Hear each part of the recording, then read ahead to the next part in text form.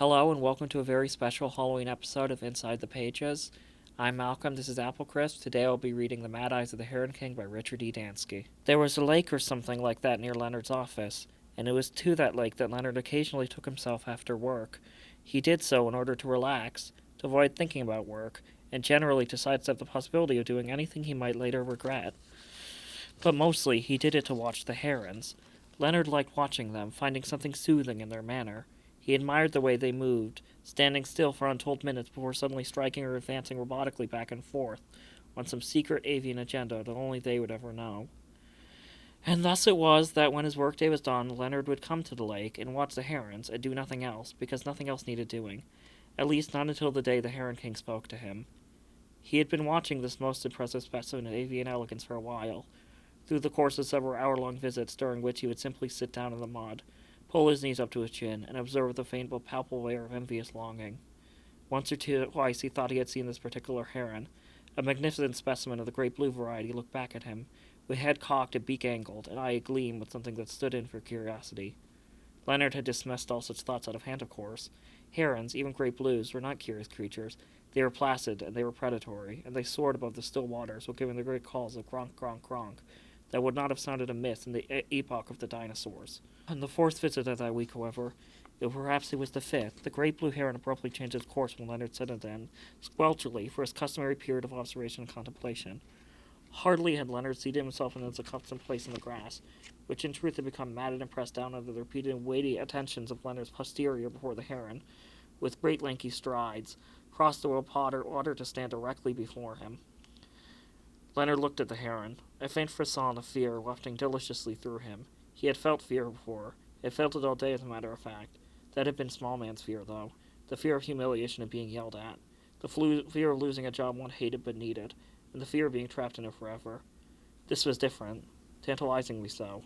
Even the most civilized of desk-bound men, the most thoroughly domesticated pusher of paper and pencils, and long-tailed electronic mice, there remains the atavistic remnants of the hunter's forefather once was. It was this long-buried fragment that Leonard felt now, the fear of the lone man facing a wild creature whose habits and perils were unknown. Carefully, Leonard consoled himself in the tactics he felt most conducive to an escape. He would make no sudden moves. He would not show fear. He would not make eye contact. He would— "Have you come," the heron said, "to pay homage, to make obeisance, to show the proper respect that is my due?" And it cocked its head to the side and stared at him through eyes that, even in the lowering twilight, he could see were golden, inflected deepest black.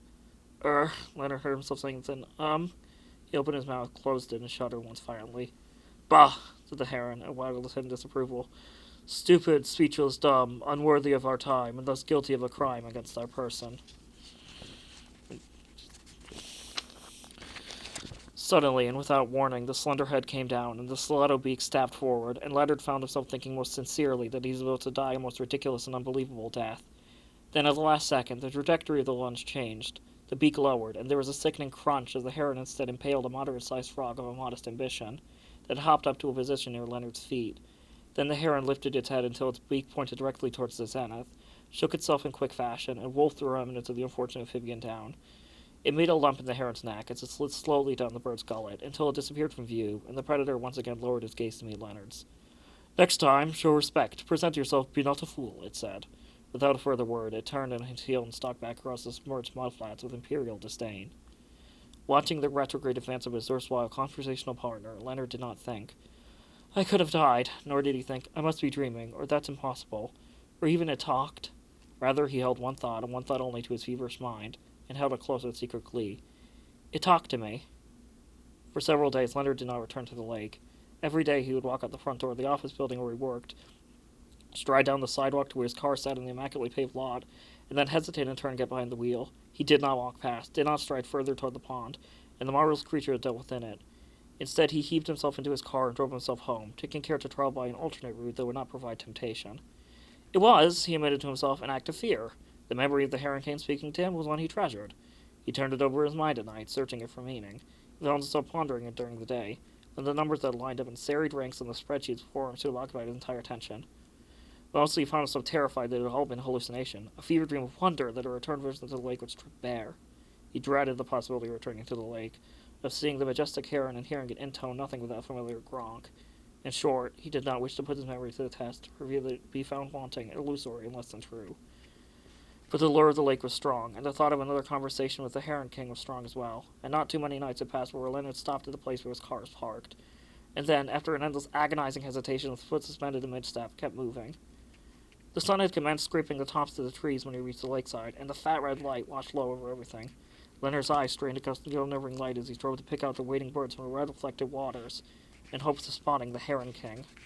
At first, he could see nothing except a blinding glare off the still surface of the lake, but then gradually and by increments his eyes adjusted. There was one shape, standing motionless among cattails at the water's edge. There, further on, was a slight and slender bird, picking its way through the shallows. There in the distance was a delicate and predatory creature standing on one leg, its beak stabbing down suddenly to pierce the waters.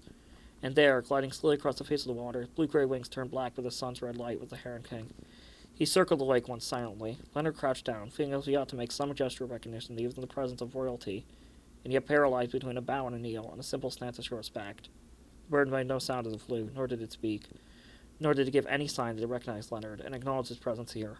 Leonard watched it fly, and his heart sank, and he imagined he could hardly hear the sound of the edifice of his imagination crumbling. He imagined it, after all, had dreamed to wish the conversation, and the one special thing that happened in his life had not in fact happened at all. And then the heron turned, wheeling towards him a great silent arc. He watched in wonder as it glided towards him, its legs skimming the surface of the water before silently settling to rest a scant 5 feet away. "You have returned, rethought, reconsidered," it said to him with a preamble. "We would know why." Leonard licked his lips, which were dry and chapped despite the humid summer heat. He knew that these words would be perhaps the most important ones he would utter. He knew that, despite the fact that his heart was doing leaps of joy in a hollow cave of chest, what he said now could not be light-hearted or flippant or ill-considered. He was, after all, in the presence of royalty. "Your Majesty," he began, and flicked a glance at those impassive gold eyes before continuing. They remained golden and utterly impassive, and gave no clue to what the Heron King might be thinking. "I wish to make an apology for my previous rudeness, and to see if it might please you to converse with me further." It was a tidy speech, and one that he had spent much time writing and rewriting, in various templates and formats, in those 2 lucid moments where he thought that his encounter had not been a dream. "Ah," said the Heron King, "we will think on your words, ponder, consider. You will return a noble decision." 2 still-legged steps backwards he took, and then leapt into the air with the ear-splitting call of "Gronk!" that left little uncertainty that the interview was need over, at least for the nonce. Leonard watched him go, and his fingers scraped up a little mud from the lakeside. Without taking his eyes from the retreating silhouette of his bird in flight, he rolled it into a tiny ball, and then placed it in his pocket, a tangible memento of the moment that had just passed. No more would he doubt, no more would he question. He would remember, and in due time he would return. In the meantime, a tiny ball of clay mud would serve to sustain him. He slipped the ball into his pocket, lifted himself to his feet, and then walked away. "You see them, do you not?" asked the Heron King, gesturing in the direction of the other waiting birds stalking the channels of the lake. One by one his beak pointed them out, nearer, far, or hidden by reeds and cattails, and as I identified each, he bobbed his head and quirked his neck, as if to see if Leonard was paying attention. He had been waiting for Leonard when Leonard returned, and had wasted no time with pleasantries or preambles before speaking. Leonard privately was quite thrilled, and hung on to the Heron King's every word. "I do," he said. "Are they your subjects?" The Heron King wheeled to face him, eyes blinking twice, incredulous, confusing. "Subjects? Servitors? Lessers? Vassals? You are more of a fool than you look." But, Leonard scrambled back over too, muttering with palms of his hands. "But if you are the Heron King and they're herons, you're their kind, right?" A violent shake of the head was his first response, followed by an angry bellow of "Gronk!" "You are hopeless, stupid, ignorant of our ways. How dare you insult my brothers by calling them lesser?" The heron raised itself up to its full height and spread its wings. The great archwitz cast a shadow over Leonard, sat. "How can one such as I be less than a king? But if you're the king—" "Silence! We are all the Heron King. Each of us born infallibly noble, royal, of ancient and proper lineage." "Oh," said Leonard, his mouth hung open. "So you're all kings?" "King," the Heron King corrected him. "Each of us is in fact, indeed, in word, and right, and privilege, and honor of the Heron King." "How can that be?" The Heron King stamped one woody foot on the grass. "Where I stand, I am absolute ruler, king and unquestioned. Where he stands." And his hand whipped around suddenly so that his beak could point to another, particularly impressive specimen of a mature heron. This one stood, one leg in the fire at the edge of a clump of rushes. And even away from halfway across the lake, Leonard could feel the jagged weight of its stare. "Where he stands, he is king and monarch, unquestioned sovereign. At any time any of us lay absolute right and proper claim to the crown beneath us." It turned back to look at Leonard. Its head canted at a 45-degree angle. "If the particulars of that land change, it is nothing to us. Our rule remains." Solemnly Leonard nodded. "What happens if 2 of you are together? I mean, which one is king?" "We are all king," the Heron King said, and his voice was soft and dangerous. "And we are all jealous, as is our right, our duty, our honor, of our role as king. You do well to remember that." I will, said Leonard, thinking that under no circumstances would he ever try to bring two herons together. His mind briefly put forward some awkward possibilities dealing with mating, but he quickly tamped the thoughts down, to focus on the here and now. I speak to you because you are nothing, worthless, baseborn. You are not a king. As such, you may be in our presence without fear or worry. And with that, the Heron King turned and walked away, pausing only to give an admonition over his bony shoulder Leonard to return another day. Return Leonard did, again and again. He learned much of the ways of the Heron King, who seemed almost appreciative of the opportunity to burden himself to another thinking being. Leonard even flattered himself to think that the Heron King liked him, enjoyed his company and his presence, and thus had told him more than was strictly necessary. And so he had learned that no creature of the lake dared strike at the Heron King, for fear of upsetting the divine, righteous, and proper order of things. Neither snake nor turtle nor great toothy fish would tempt fate or the heavens by daring to bite at a single heron's foot, placed in muddy water. Alligators might, but alligators were uncouth beasts and worthy of discussion. Besides, their foul presence not sully this lake. At work, some noticed that Leonard was different. He was no longer the last one out of the office every night. For one thing, indeed he was rarely seen in the office after sunset, and gossip ran wild that he had at least found a lover, or a hobby, or at least a favorite restaurant with early dinner specials. They noticed, too, that his behavior had changed. His speech, for one thing, was now more formal, and he was fond of stating things in triplicate for effect. His posture had also changed, his usual shuffle giving way to a long, limpid tiptoe that only be described as stalking down the carpeted hallways and tile floors of his place of employment. As for his eyes, few now cared to meet them. They seemed too bright, too fierce, and altogether too unblinking to be quite comforting. Or perhaps it was the way he held his head now, always cocked at a slight angle when he thought no one was watching. But since then they had never said anything to Leonard before, they did not say anything to him now. Besides, it was not as if he were any less efficient, useful, or productive. He was simply odd in a different way, and to most of them they made as much difference in daily lives as would the vast bulk of the planet Jupiter suddenly turning purple. Leonard, for his part, did not particularly care what they thought about his work. Instead, he did his work and daydreamed of the evenings, and the secrets of the Heron King would be imparted to him. He thought of hours spent standing on the cool grass and imagined what it would be like to do as the Heron King did, to stalk across muddy bottoms with bare feet and feel no fear. Once he even slipped his shoes off at work, but only for a moment, and without anyone noticing. Then he put them back on and carried himself a secret smile the rest of the day. It was not that day, nor the day after, nor even the day after that, but sometime as much as 2 weeks later, Leonard arrived at the lake to find that the Heron King was not waiting for him. This was in and of itself unusual, and that not since their second conversation had there been a time when Leonard had not reached their appointed rendezvous second. Anxious, he walked down to the water's edge. The sun, he noticed, was lower in the sky than had been even 1 week before.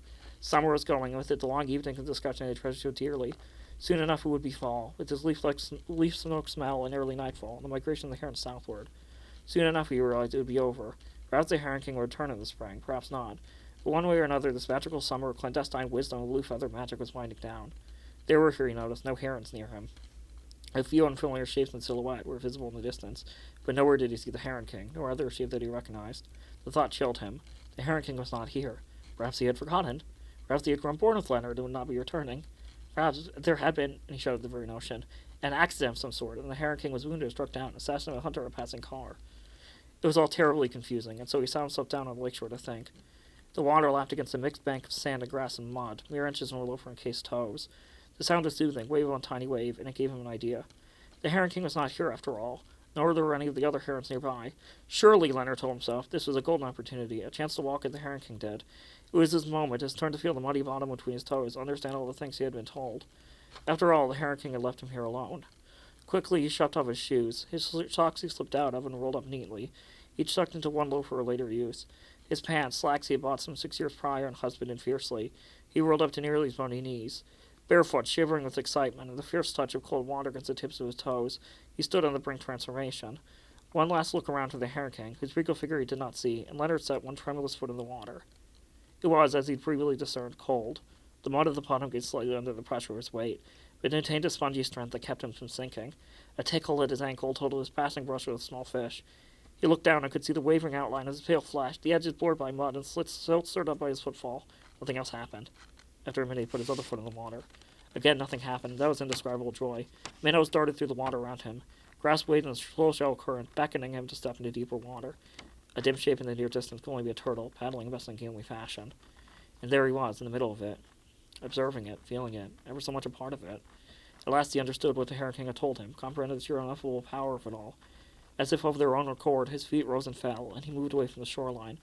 Mud between his toes, water licking at the now sagging cups of his pant legs, a trail of silt billowing behind him. Leonard laughed. Truly he understood now. He could share what the Heron King told him, could give him back his comprehension as a gift equal to the knowledge he had been bequeathed. At long last he could show his respect properly, his thanks definitively, his delight emphatically. He threw up his arms in imitation of the raised wings of the one who led him to his place, and let out a shout of pure joy. Echoes followed it, startled frogs splashing into the water, and surprised birds leaping from the trees. Behind him a solitary quick susurrus, the pressure of arrogance at the nape of his neck, the hint of a wave washing against his muddy calves. Your Majesty, Leonard knew what that portended, could barely wait to greet his full-feathered magister. Trembled with excitement, how the Heron King would be pleased to see he understood, he turned and bowed, then lifted his eyes to meet the royal gaze. For indeed, the Heron King was staring at him, intently and unblinkingly. Those golden eyes that had seemed so strange at their first meeting were stranger still now, flecked with black and hazel and slivers of bloody red. Through them the Heron King regarded Leonard, his head once canted at an angle with quizzical and alarming. Your Majesty, Leonard asked, or at least intended to. For no sooner had he opened his mouth to speak than the Heron King stepped forward, and drove his great stiletto of a beak into the soft hollow of Leonard's throat. Leonard's eyes widened in shock and in horror and pain. The hands that had been so recently upthrust in imitation of winged clutches punctured flesh, the blood leaping through the gaps between his fingers. I don't understand, he started, and then collapsed to his knees. He looked up in supplication, and in return the Heron King placed one clawed foot flush against the center of his chest. You do understand, the Heron King said, and pushed. Oh, said Leonard, and went over backwards so that the waters might close over him. Impostors, traitors, fools, the Heron King said, we do not suffer them gladly. His royal judgment thus having been rendered, he turned and walked away, having spotted a fish, perhaps, or a particularly succulent amphibian in the nearby shallows. Happy Halloween, everyone. Thank you for joining me for Inside the Pages. I'm Malcolm, this was Apple Crisp.